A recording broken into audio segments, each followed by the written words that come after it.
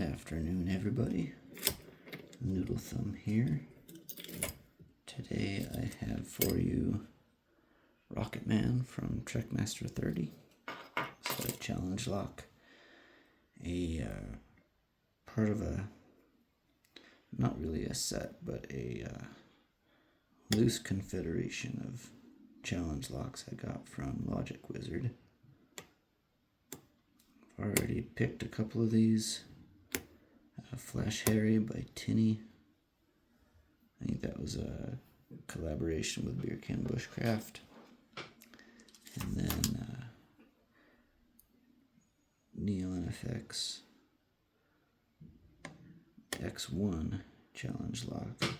Picked both of those in circumstances not conducive to filming, so no video on those.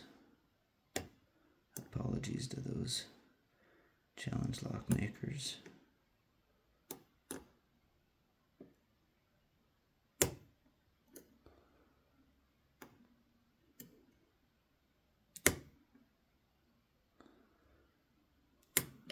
I guess I should tell you what I'm doing here.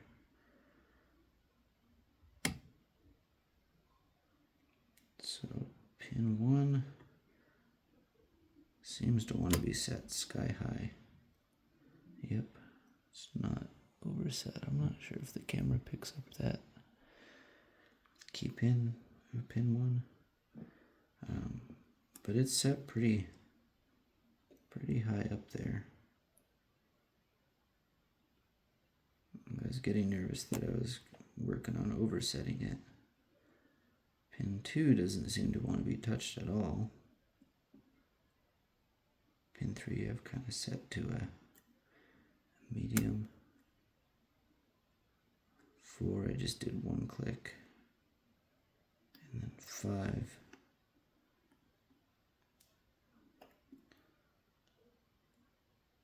It touched as well. And I can't believe one needs to be set higher, but it's the one that's acting like it. Now I don't know if I overset or if I'm caught on a lip or something.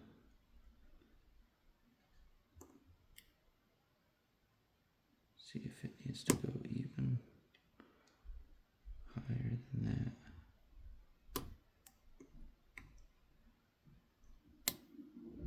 There we go. Okay. So pin 1 had to go higher than sky high. I think I do want to gut this one. I guess important to note, I hope this is clear, but this was not the first time that I picked this lock. But I haven't been able to get it consistently. I've gotten it a couple times and then thought I had its number and did not, which is part of the reason I wanted to film it. So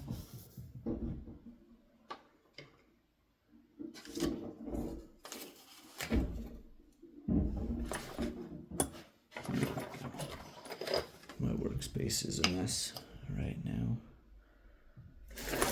Oftentimes is, but this is one of those times. So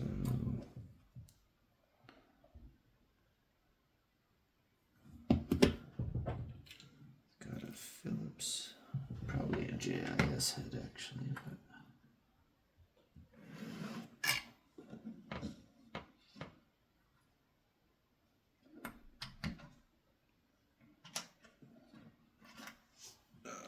let's see if this is right. Ah, yeah. I generally do recommend gutting with either the key in place or a follower, but always starting from the locked position. Sometimes I don't follow my own best practices. Sometimes I regret that. It's not too bad when it's my own lock, but I've gotten into trouble with other people's locks before, and that I always feel bad about because, well, because they're other people's. So I always want to try and take good care. There we go. A little demonstration of jank there, which is part of the joy of challenge locks.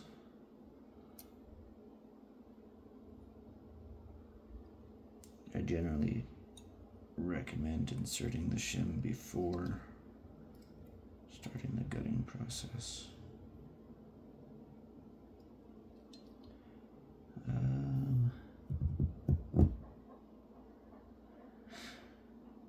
I need to go get my follower. So I'll put you on pause for a moment, and I will be right back. For the sake of domestic tranquility, I've been trying to clean up my station a little bit. Not too much, mind you, but a little bit. And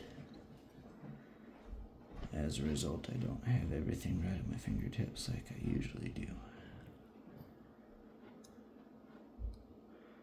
Alright, let's look at our key pins.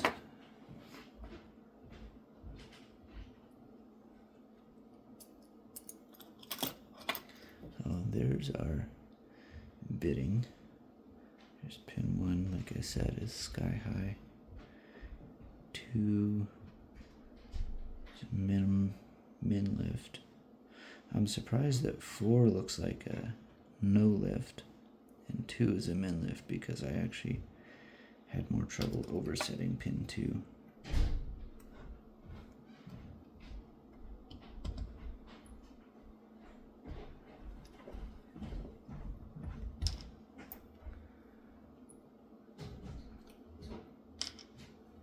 There's 2, 3.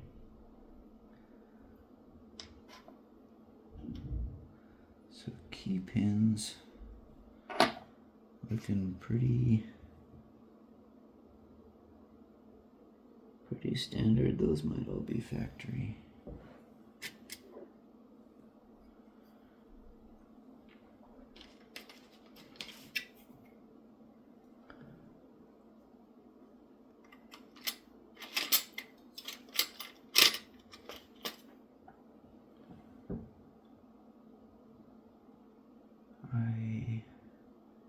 There we go.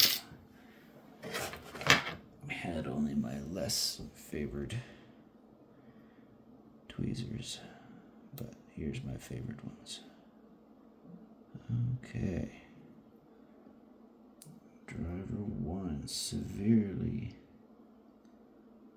serrated. Look at that. Hold on.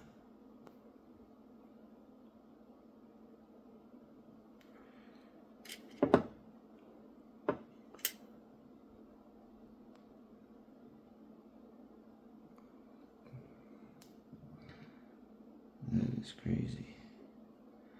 Now maybe looking at these key pins, I thought they were too regular to be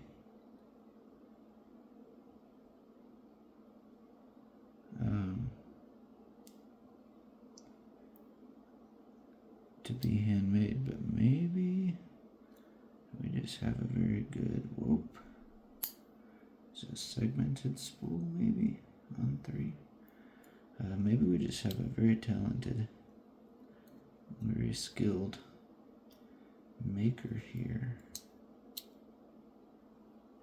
And it looks like either some of these chambers are lacking springs, or maybe, I don't know. Let's see. So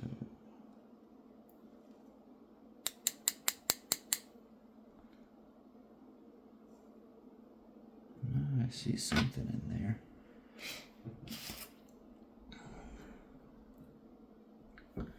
Get one of my skin hooks. See if I can pull that out. Okay, so one has a spring, but I think it's a threaded chamber.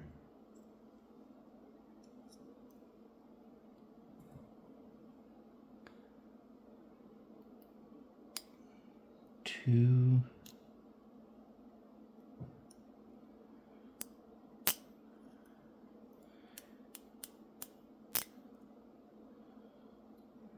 Also a threaded chamber.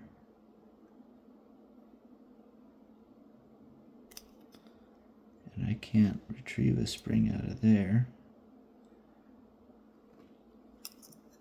3 does indeed look like a segmented driver pin. Solid on that side. Solid on that side. So a drunken spool on 3.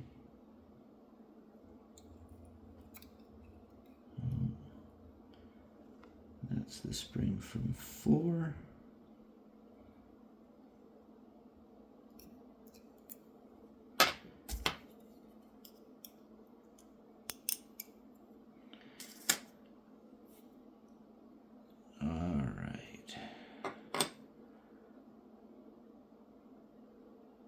So some of these might not have springs. Chamber 1 definitely does have a spring, but is threaded enough that it seems like the spring doesn't always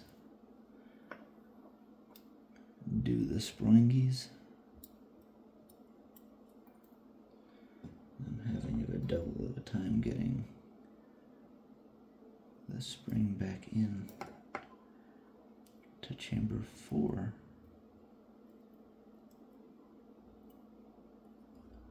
I think again because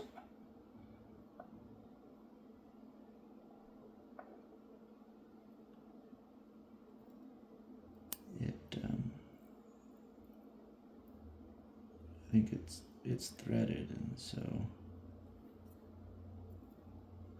I'll do that when I reload it, I guess. Chamber 2, I really think does not have a spring or a driver.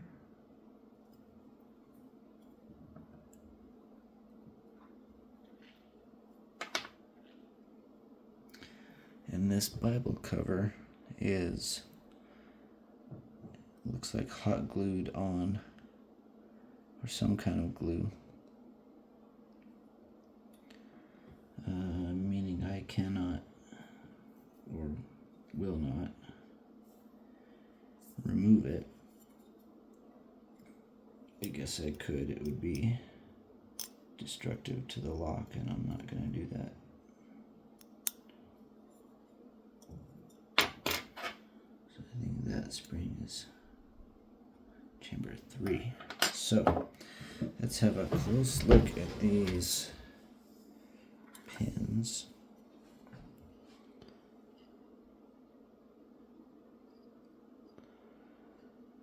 We've got a combination of spools and serrations. You'll see these serrations down here are narrower, but each of those is still distinct enough that it caught on the milling in the chamber. These looked factory from different locks, but I think given the regularity of these, I think these were actually handmade as well. This is just really amazing pin work. The roundedness, the really even thickness of these segments that are both cut and left untouched. That drunken spool was kind of cool. And that taper here on the top of the key pin made it really easy to think that it needed to be set deeper. So I overset that a couple times, and the same here on 5. That taper at the top of the key pin made it give counter rotation when it actually didn't need to be any further set. This super thin lip on the bottom of the driver also made it so that last touch was just a hair's breadth. And there were several times that I actually overset because it needed so little movement on that. All in all, easy to see why this was much harder than most challenge locks I've picked.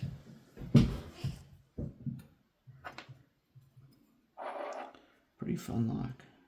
Really great pin work. Also kind of a sleeper because there's basically no identifying marks on the outside of the lock. It's not carved or engraved or painted or anything like that. All of the magic on this lock is on the inside. Pretty cool. Let's see if I can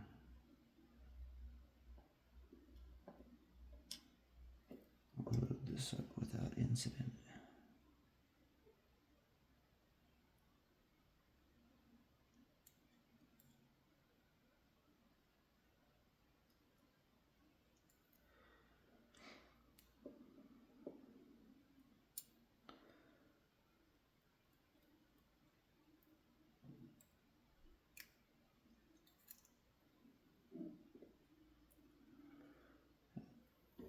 Spring on pin 4 is just not wanting to stay in there.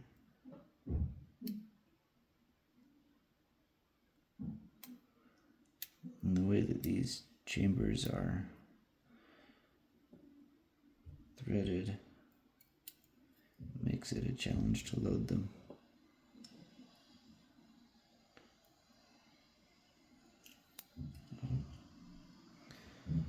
So I'm trying to be careful to put the rounded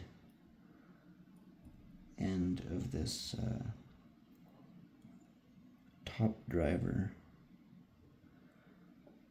toward the narrow part of the drunken spool. That way the pin really wants to tilt sideways, which is part of what makes it fun. And I never did get I'm going to feel down in there one more time. Never got a driver or spring out of chamber 2. I'm not feeling one down there. So I actually want to go on the challenge lock site and look it up and see, is that truly an empty chamber, or is the driver caught? Now that I'm able to look at the core, I see I don't need a shim on this one actually. Challenge locks, I always use a shim to start with because people do crazy things on the inside. And last thing I want to do is break a lock because I wasn't careful. Anyhow, I want to have a look on the challenge lock site and see if it's actually missing those elements, or if they got caught up in the chamber, and in that case I may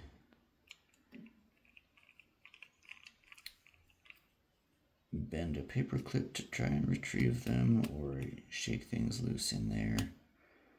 If worse comes to worse, I guess I could drill out the top of the Bible cover. I really don't want to do that unless I have permission from the maker and it's utterly necessary. If someone's permanently fixed something, it's usually a sign they don't want to mess with unnecessarily. Anyhow, that is Trekmaster30's Rocketman. I'm guessing that refers to that first pin which needs to be launched into space in order to set. Have a good one, everybody.